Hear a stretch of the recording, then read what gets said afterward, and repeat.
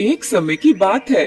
सोनपुर नामक गांव में एक गरीब मछुआरा रहता था जिसका नाम कुंदन था। उसके माता पिता की मृत्यु होने की वजह से वह अपने घर में अकेला रहता था। एक दिन वह जंगल में नदी किनारे मछलियों को पकड़ने जा रहा था कि तभी उसे वहाँ एक छोटा सा बंदर जख्मी हालत में गिरा हुआ दिखाई देता है। अरे, तुम कौन हो और यहाँ इस हालत में क्या कर रहे हो, छोटे बंदर? छोटा सा मासूम बंदर कुछ नहीं बोलता, वह सिर्फ दर्द से तड़प रहा था। लगता है जंगल में इस मासूम बंदर का किसी ने शिकार किया है और ये उस शिकारी के शिकार से जख्मी होकर यहाँ पर अपनी जान बचाने के लिए आया है। तुम बिल्कुल परेशान मत हो छोटे बंदर, मैं तुम्हें अपने साथ ले जाऊंगा और तुम्हारा इलाज खुद करवाऊंगा। देखना, फिर तुम बिल्कुल ठीक हो जाओगे। कुंदन उस बंदर को ठीक होने का दिलासा देता है, लेकिन वह बंदर उसे चुपचाप अपनी मोटी मोटी आंखों से देखता रहता है। छोटे बंदर, तुम क्या गूंगे हो? मैं कब से तुम्हें इतनी सारी बातें कह रहा हूँ, मगर तुम हो कि कुछ बोलते ही नहीं। मुझे तो ऐसा लगता है कि तुम बोल ही नहीं सकते। चलो कोई बात नहीं, मैं तुम्हें वैद्य जी के पास लेकर चलता हूँ।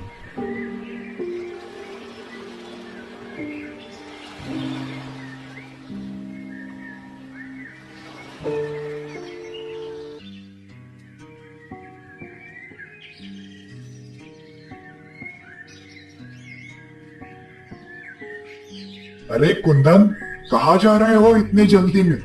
और ये बंदर तुम्हें कहाँ से मिला? अच्छा हुआ वैद्य जी, आप मुझे यहीं मिल गए। मैं आप ही के पास आ रहा था। वैद्य जी, ये बंदर बहुत जख्मी है, आप इसका इलाज कर दीजिए। कुंदन, लोग मेरे पास इंसान का इलाज कराने आते हैं और तुम इस बंदर को लेकर आए हो। भले इसे इलाज की क्या जरूरत? ये जानवर तो एक दूसरे का शिकार होने और एक दूसरे का शिकार करने के लिए ही दुनिया में आए हैं। नहीं वैद्य जी, आप ऐसा मत कहिए। जिस तरह हमें दर्द होता है उसी तरह इन्हें भी तो होता है ना। मुझे नहीं लगता कि तुम्हें अपनी मेहनत की कमाई इस बंदर के इलाज में लगानी चाहिए। वैद्य जी, मेरे पैसों का मोल इस बंदर की जान से बढ़कर नहीं है। ठीक है कुंदन, अब तुम्हारी यही जिद है तो इसके आगे मैं क्या कर सकता हूँ? चलो मेरे साथ। इतना कहकर वैद्य जी कुंदन और बंदर को अपने घर ले आते हैं। वह बंदर की चोट पर बहुत सारी दवाइयाँ लगाकर उसकी पट्टी बांधते हैं। देखो कुंदन, मैंने इसकी मरहम पट्टी तो कर दी है, लेकिन तुम्हें इसका बहुत ज्यादा ख्याल रखना पड़ेगा। ठीक है वैद्य जी। कुंदन बंदर को लेकर अपने घर चला जाता है। बंदर बेचारा जख्मी हालत में सुस्त होकर कुंदन के पास लेटा रहता है।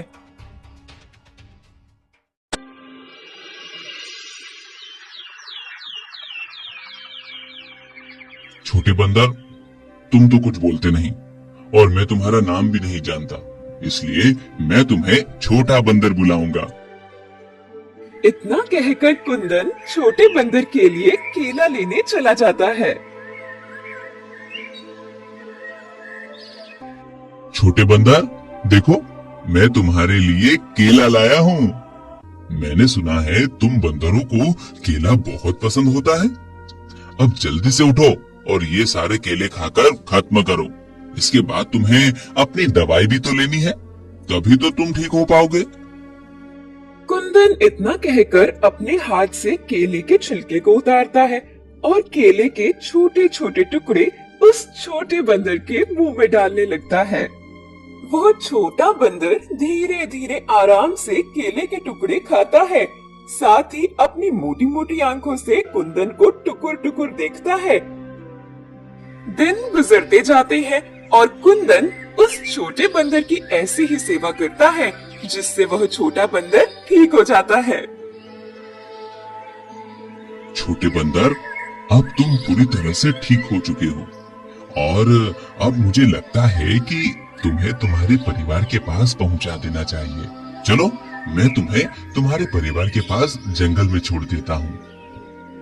कुंदन ये कहकर बंदर को जंगल की तरफ लेकर जाता है।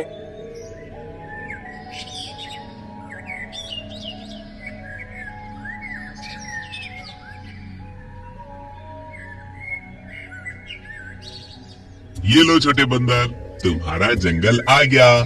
अब तुम अपने परिवार के पास चले जाओ। मुझे यकीन है कि तुम्हारे परिवार वाले भी तुम्हें ढूंढ रहे होंगे। कुंदन की ये बात सुनकर छोटा बंदर उसकी गोद से उतरता ही नहीं है। कुंदन बंदर को ऐसा करते देख उससे कहता है, छोटे बंदर, अब तुम जंगल में अपने परिवार के पास जाओ। कुंदन की बहुत कोशिशों के बाद भी बंदर उसकी गोद से नहीं उतरता। छोटे बंदर को ऐसा करते देख कुंदन परेशान होकर कहता है, छोटे बंदर, अब मैं क्या करूं? तुम तो मेरी गोद से उतर ही नहीं रहे हो। लगता है तुम वापस जाना ही नहीं चाहते। कुंदन की ये बात सुनकर बंदर उसके सीने में अपना मुंह छुपा लेता है। छोटे बंदर को ऐसा करते देख कुंदन मुस्कुराता है और कहता है, अच्छा, तो तुम मेरे साथ रहना चाहते हो? वैसे मेरे घर में मेरे अलावा और कोई नहीं रहता। अच्छा है, मुझे तुम्हारे रूप में अपने लिए एक साथी मिल जाएगा। कुंदन ये कहकर उस बंदर को अपने घर वापस ले आता है और फिर वो दोनों साथ रहने लगते हैं। छोटा बंदर कुंदन के हर काम में उसका हाथ बंटाता है।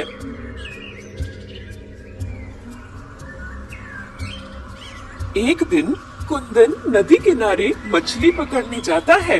तभी वहाँ पर एक दूसरा मछुआरा आता है और कहने लगता है, अरे तुम कौन हो और यहाँ क्या कर रहे हो? मैं कुंदन हूँ और यहाँ पर मछली पकड़ने आया हूँ। पर मैंने तो तुम्हें यहाँ पहले कभी नहीं देखा। मैं तो यहाँ रोज आता हूँ। हो सकता है कि आप और मैं रोजाना अलग अलग समय पर मछली पकड़ने आते हो, इसलिए हम दोनों की कभी मुलाकात नहीं हुई। तुम मुझसे झूठ मत बोलो। और रही बात तुम्हारे यहाँ आने की, तो आज के बाद मैं तुम्हें यहाँ मछली पकड़ता ना देखूं, क्योंकि ये नदी मेरी है। अगर तुमने दोबारा इस नदी से मछलियाँ पकड़ने की कोशिश भी की, तो मैं तुम्हें इस नदी में फेंक दूंगा।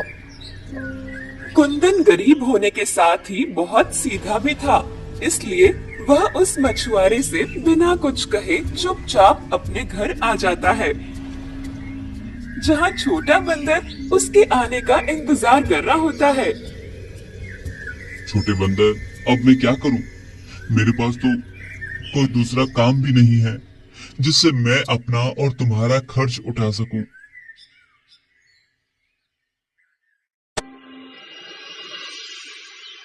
कुछ देर बाद कुंदन फिर से छोटे बंदर से कहता है, छोटे बंदर, मैं सोच रहा हूँ कि हमें यहाँ से कहीं और जाकर कोई नया काम ढूंढना चाहिए। कुंदन ये कहकर उस छोटे बंदर को अपने साथ ले जाता है और फिर चलते चलते वो दोनों जंगल की तरफ आते हैं।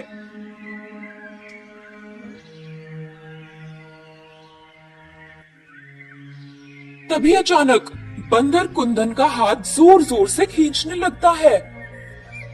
छोटे बंदर, क्या हुआ? तुम ऐसे मुझे बार बार क्यों खींच रहे हो? अच्छा, मैं समझ गया। तुम्हें भूख लगी है? रुको, मैं देखता हूँ। शायद इस जंगल में तुम्हारे खाने लायक कोई फल मिल जाए। कुंदन ये कहकर उस बंदर को अपने साथ लिए जंगल के अंदर किसी फल की तलाश में इधर उधर देखता है, लेकिन उसे उस जंगल में सूखे पेड़ों के अलावा कुछ नहीं दिखता है। तभी कुंदन छोटे बंदर से कहता है, मुझे तो यहाँ तुम्हारे खाने के लिए कोई फल नहीं दिख रहा। अब तुम्हें अपनी भूख थोड़ी देर और बर्दाश्त करनी पड़ेगी। हम जैसे ही दूसरे राज्य पहुँचेंगे, हो सकता है वहाँ कोई हमारी मदद कर दे। कुंदन ये कहते हुए उस जंगल से निकल जाता है और चलते चलते दूसरे राज्य पहुंचता है। अब तो शाम होने आई है, लेकिन अभी तक मुझे तुम्हारे लिए कोई खाना नहीं मिला। अभी कुंदन छोटे बंदर से ये कह ही रहा था कि तभी उसे पीछे से उस राज्य के राजा आते हुए दिखाई देते हैं। तुम कौन हो? आज से पहले तो मैंने तुम्हें अपने राज्य में कभी नहीं देखा। महाराज, असल में मैं आपके पड़ोसी राज्य से आया हूँ।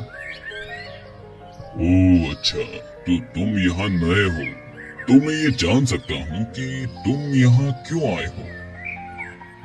महाराज, मेरा नाम कुंदन है और मैं एक मछुआरा हूँ, मगर मेरे पास इस समय कोई काम नहीं है, इसलिए मैं यहाँ काम की तलाश में आया हूँ। अच्छा, तो तुम यहाँ काम की तलाश में आए हो। अगर मैं कहूँ कि तुम मेरे महल के सामने वाली नदी और उसके पास की झरने की साफ सफाई करो, तो बदले में मैं तुम्हें खाने और रहने की जगह दूंगा, तो क्या तुम ये काम करना चाहोगे? कुंदन राजा की ये बात सुनकर खुशी खुशी हाँ कर देता है और कहता है, महाराज, आपका बहुत बहुत शुक्रिया कि आपने मुझे काम पर रखा।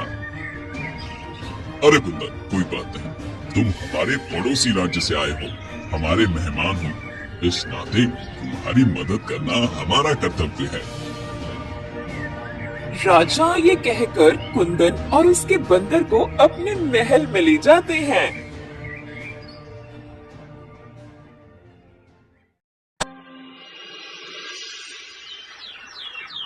दिन गुजरते हैं।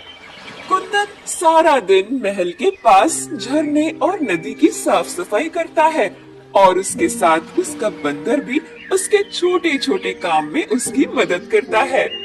राजा कुंदन को मेहनत और ईमानदार से काम करता देख बहुत प्रसन्न होते हैं। एक दिन मंत्री जी राजा के पास आते हैं और कहते हैं, महाराज, क्षमा चाहूंगा, लेकिन आपके लिए एक बुरी खबर है। कैसी बुरी खबर? महाराज, महल में जो कीमती खजाना रखा था वो चोरी हो गया है। मंत्री जी की बात सुनकर राजा गुस्से से महल के सारे नौकरों को अपने पास बुलाते हैं। मैं जानता हूँ कि तुम लोगों में से ही किसी ने मेरे खजाने की चोरी की है, तो जिसने भी ये काम किया है वो सामने आ जाए और सच बता दे। मैं वादा करता हूँ कि मैं उसे माफ कर दूंगा, साथ ही कुछ खजाना भी दूंगा।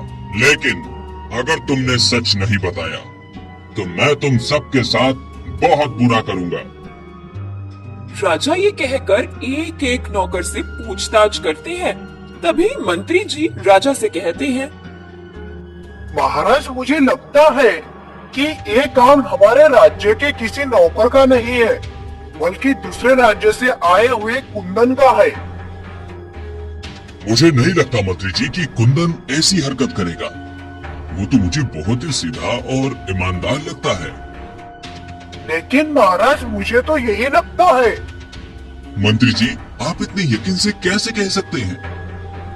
क्योंकि कुंदन ही है जो महल के अंदर और बाहर आ जा सकता है। महाराज, मुझे लगता है कि हमें कुंदन की तलाशी लेनी चाहिए। ठीक है मंत्री जी, चलिए जहाँ कुंदन रहता है हम सब वहीं चलते हैं। राजा ये कहकर कुंदन के पास जाते हैं। मैंने तुम्हें सीधा और ईमानदार समझकर अपने राजमहल में काम दिया और तुमने मेरी ही खजाने की चोरी कर ली। चोरी? कैसी चोरी महाराज? और आप किस खजाने की बात कर रहे हैं? कुंदन, जितने सीधे तुम दिखते हो उतने हो नहीं।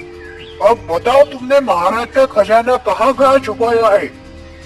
महाराज, मेरा यकीन कीजिए, मैंने कोई खजाना नहीं चुराया। मैं चोर नहीं हूँ। कुंदन अपनी बेगुनाही साबित करने की कोशिश करता है, मगर राजा उसकी एक नहीं सुनते। तभी मंत्री जी कुंदन के आसपास तलाशी लेने लगते हैं। तलाशी लेने पर उन्हें सोने के कुछ सिक्के मिलते हैं। ये देखिए महाराज, ये वही सिक्का है जो आपके खजाने में हुआ करता था। राजा उन सोने के सिक्कों को देखकर गुस्से में कुंदन से कहते हैं, मैंने तुम पर भरोसा किया और बदले में तुमने मुझे ये सिला दिया। अब तुम्हारी सजा यही है कि तुम हमेशा के लिए मेरे महल में कैद रहोगे। राजा ये कहकर अपने सिपाहियों को कुंदन को कैद करने का हुक्म देते हैं। 3 दिनों तक कुंदन को कैद करके उससे पूछताछ की जाती है, मगर कुंदन अपने मुंह से एक लफ्ज भी नहीं निकालता। मंत्री जी, कुंदन को कैद करे 3 दिन बीत चुके हैं, लेकिन अभी तक उसने खजाने के बारे में कुछ नहीं बताया। अब हम ऐसा क्या करें जिससे वो हमारा सारा खजाना वापस कर दे? महाराज, मुझे लगता है कि कुंदन ने वो सारा खजाना अपने राज्य के राजा के पास भेज दिया है। अभी राजा और मंत्री ये बात कर ही रहे थे कि तभी वहाँ कुंदन का छोटा बंदर आता है और राजा से कहता है, प्रणाम महाराज। अरे तुम तो वही बंदर हो ना जो उस कुंदन के साथ हर समय पाए जाते थे? जी महाराज, मैं वही बंदर हूँ। मगर मैंने तो पहले कभी तुम्हें बोलते हुए नहीं सुना। जी महाराज, क्योंकि मैं ज्यादा बोलना पसंद नहीं करता। महाराज, मैं जानता हूँ कि आपका सारा खजाना कहाँ है और किसने उसे चोरी किया है। अच्छा, तो बताओ फिर मेरा खजाना कहाँ है?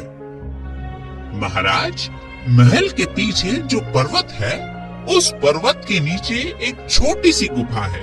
वो खजाना उसी गुफा में छुपाया गया है। लेकिन ये काम आखिर किसने किया? महाराज, मेरी एक शर्त है। अगर आप मेरी शर्त पूरी करेंगे तो ही मैं बताऊंगा कि आपके खजाने को किसने चुराया है। ठीक है, तुम्हारी शर्त मुझे मंजूर है। बताओ मुझे क्या करना होगा? महाराज, आपको मेरे मालिक यानी कुंदन को अपनी कैद से आजाद करना होगा। तुम जानते भी हो तुम क्या कह रहे हो? जी हाँ, मैं जानता हूँ, और यकीनन आपको भी जब सच पता चलेगा तब आप भी ऐसा ही करेंगे। राजा उस बंदर की बात सुनकर अपने सिपाहियों से कुंदन को आजाद करने के लिए कहते हैं। मैंने तुम्हारे मालिक को आजाद कर दिया है, अब मुझे सब सच बताओ। जैसा कि मैंने आपको बताया, आपका खजाना उस पर्वत के नीचे है और उसे चुराने वाला और कोई नहीं, आपके मंत्री जी हैं। महाराज, ये बंदर झूठ बोल रहा है। भला मैं आपका खजाना क्यों चुराऊंगा? इतने सालों में क्या कभी मैंने आपसे कोई बेईमानी की है? मंत्री की ये बात सुनकर राजा उस बंदर से कहती है, मूर्ख बंदर, ये क्या कह रहे हो? तुम हमारे मंत्री जी पर झूठा आरोप लगा रहे हो। महाराज, अगर आपको यकीन नहीं है तो आप मेरे साथ चलिए और खुद अपनी आंखों से देख लीजिए। महाराज, राजा उस बंदर की बात मानकर सबके साथ उस पर्वत की तरफ निकल जाते हैं।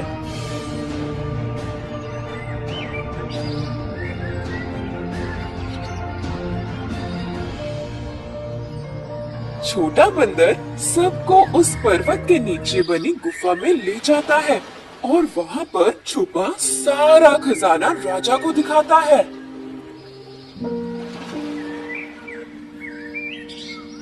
मंत्री जी, आपने मेरा खजाना चुराया, मगर क्यों? महाराज, ये झूठ बोल रहा है। मैंने ये खजाना नहीं चुराया। ये जरूर इस बंदर और उसके मालिक कुंदन का काम है। मंत्री जी, आप मेरे साथ इतनी बड़ी दगाबाजी करेंगे मैंने सोचा भी नहीं था। लेकिन अब इसकी सजा आपको जरूर मिलेगी। आपकी सजा यही है कि आप कुंदन की जगह महल में कैद रहेंगे और आपकी जगह कुंदन महल का नया मंत्री बनेगा। मंत्री को सजा सुनाने के बाद राजा कुंदन से कहते हैं, कुंदन, मुझे माफ कर दो, मैंने तुम्हें बेवजह सजा दी। नहीं महाराज, आप मुझसे माफी मत मांगिए। कुंदन, तुम्हारा ये बंदर बहुत समझदार है और तुम्हारा बहुत ही वफादार साथी है। अगर आज ये न होता तो सच में हम तुम्हें हमेशा के लिए अपनी कैद में रखते। जी महाराज, मैं जानता हूँ मेरा ये छोटा साथी मेरा वफादार है, लेकिन मुझे ये नहीं पता था कि ये बोल भी सकता है। वैसे छोटे बंदर, तुम्हें कैसे पता चला कि ये सब मंत्री जी ने किया है? जब आप कुंदन को सजा देने के लिए ले जा रहे थे, तब मुझे एक सोने का सिक्का मंत्री जी के पास से गिरा हुआ मिला। उस दिन से मैंने मंत्री जी पर नजर रखना शुरू कर दी थी और फिर जैसे ही मुझे खजाने का पता चला तो मैंने आपको आकर बता दिया। शाबाश छोटे बंदर, तुमने बहुत ही अच्छा काम किया है। शुक्रिया मेरे छोटे बंदर, मैं तुम्हारी वफादारी को सलाम करता हूँ। इतना कहकर वह अपने छोटे बंदर को गले लगा लेता है